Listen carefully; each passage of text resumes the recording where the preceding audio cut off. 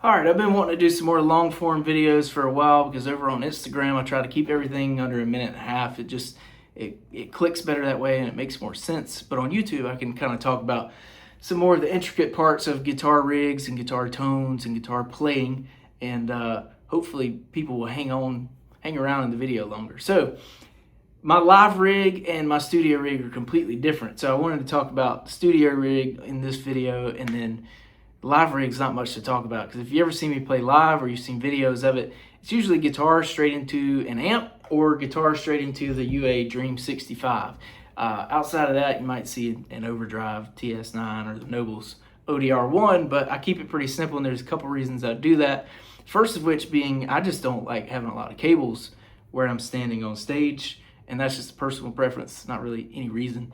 Second thing being a lot of cables when you're playing over 100 shows a year and you're down by the beach, cables go bad very frequently, and it's not fun to chase down a bad cable mid-gig.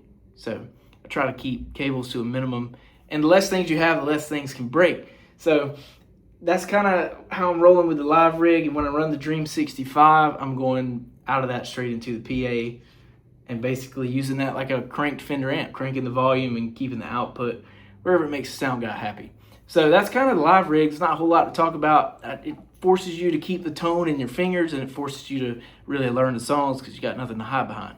So that's something I try to do live, and it's worked really well for me over the years, and I don't really see that changing at any time in the future.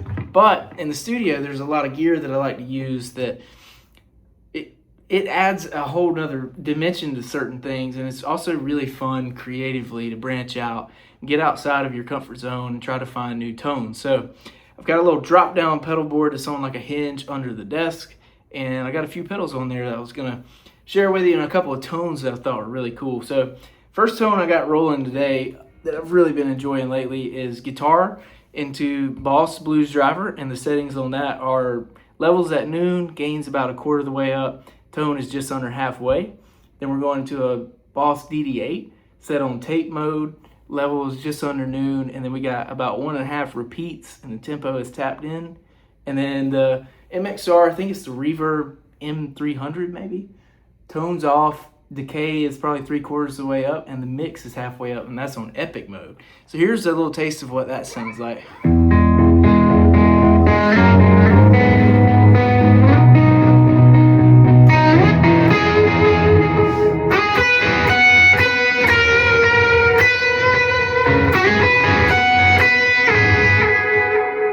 Hopefully I don't get copyrighted for playing that. That's When We Were Young. Great song, great riff. Kind of been hooked on that one for the past 2 weeks.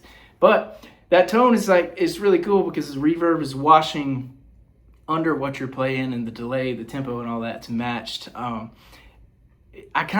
not really a pedal guy, but I do get how you could dive into this stuff for hours and hours and hours and just get lost in the different tones and the different sounds, and you can really nitpick every detail of every pedal. But that's one I've really been digging. It's just super.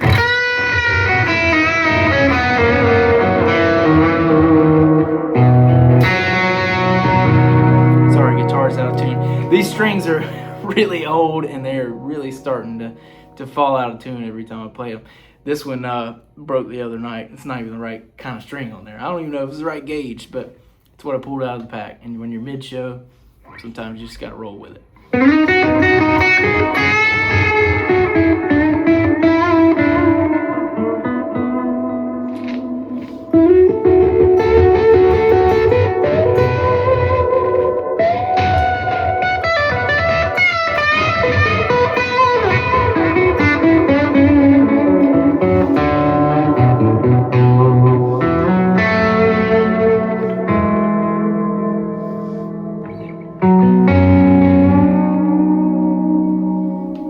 Both of these volume pots need to be changed out too. If you haven't seen what I got going on with the volume pots, that's something else to talk about too. It's wired as a master volume and a master tone because same thing with the cable thing. It's simpler to have 4 knobs, and they also go bad a lot, so it's easier to change out too. But I also have a selectable treble bleed circuit put on this knob, and then a selectable tone cap on the tone knob. So that gives you a lot of tonal flexibility depending on what amp. But honestly, I never really changed it. I found whatever setting was the clearest and whatever tone setting I liked and just kind of left it. So some of the other tones that I kind of roll with, I also have a Nobels ODR1 on the board, and here's kind of what that sounds like. We'll do a little touch of spring reverb from the Dream 65.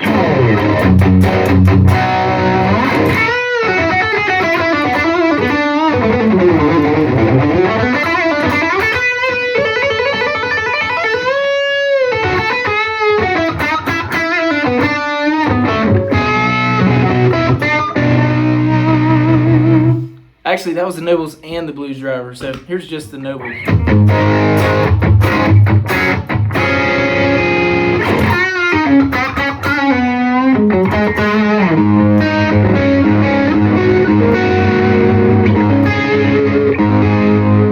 Cleans up great.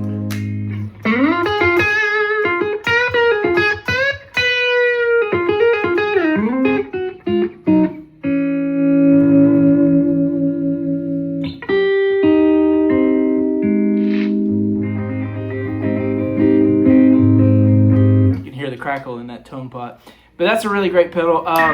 The only other thing I have on there that hasn't been played in the video is the drop pedal, and most of the time I'm using it as an octave down. Well, it's at a dry and an octave, so it's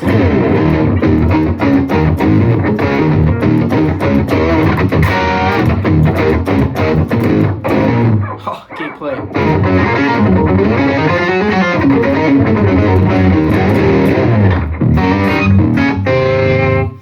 But if I'm in, this is half step down right now, if I'm in standard tuning and we have a few songs that are in odd keys, like I would rather not play in E flat. I can, but I would rather not.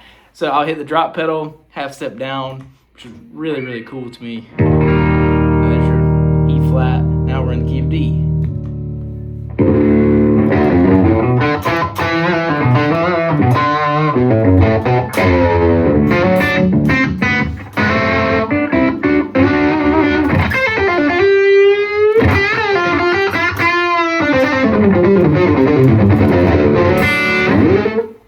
You know, stuff like that it's really helpful. So it's really nice in the studio. The other thing I'll do is, let's see if I can dial this in and demonstrate it. I'll take the drop pedal and go just the octave down, so the dry part is out. Neck pickup, tone off, and turn the gain of the Dream 65 all the way down. Turn the volume up just a tad, treble off, bass all the way up. Okay, use a little more juice there. But get a little bass tone.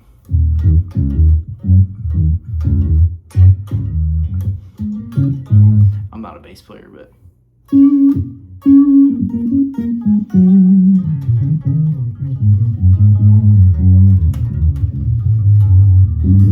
so only time I use that is if it's a track where I'm making it for myself to jam over. It's really quick, really easy. Let's try to get back to where we were, something like that. That might help.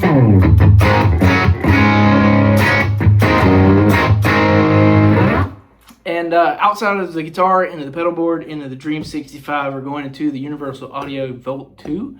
And there's actually a vintage, I think it's like a preamp voicing this on here. I usually leave that on. It doesn't do a whole lot, but it adds like a little more. That's off.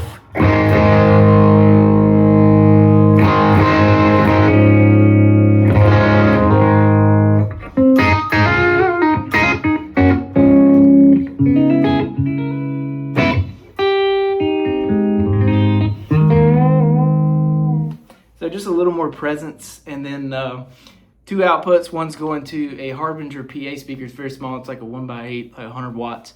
But the reason I like to use that is because it gives me a close approximation of what a mix would sound like coming through a PA system. And to me, that's kind of my reference for a lot of things, is the live sound. So that's why I use the Harbinger instead of like true studio monitors.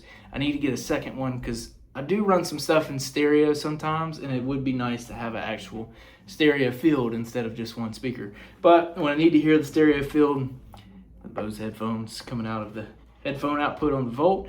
And then as far as the DAW, we're running straight into GarageBand. And GarageBand, in my opinion, has been a phenomenal tool, especially for it being free. I think there's a lot of plugins on there that have a lot of capability and sound really great. Some of them take some dialing in, like it's not right off the bat sounding great, but if you take your time, dial it in, everything I have on my board can be done for free on GarageBand with just a guitar cable straight into the interface and then into the computer.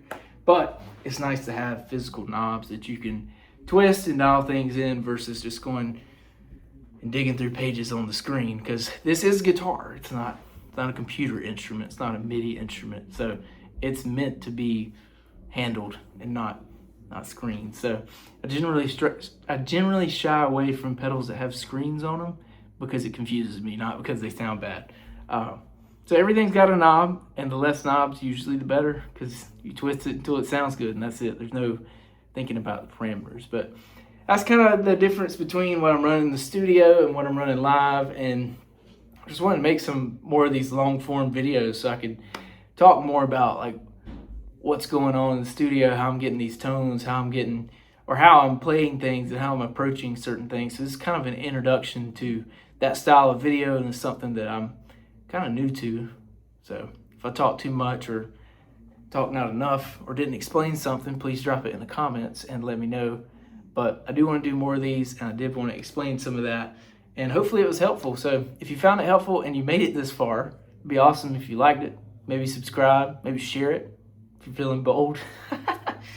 And stick around for more videos to come. We might talk about some more theoretical guitar playing stuff. Also, if there's anything you would like to see, drop that in the comments too. So if you made it this far, thank you for watching.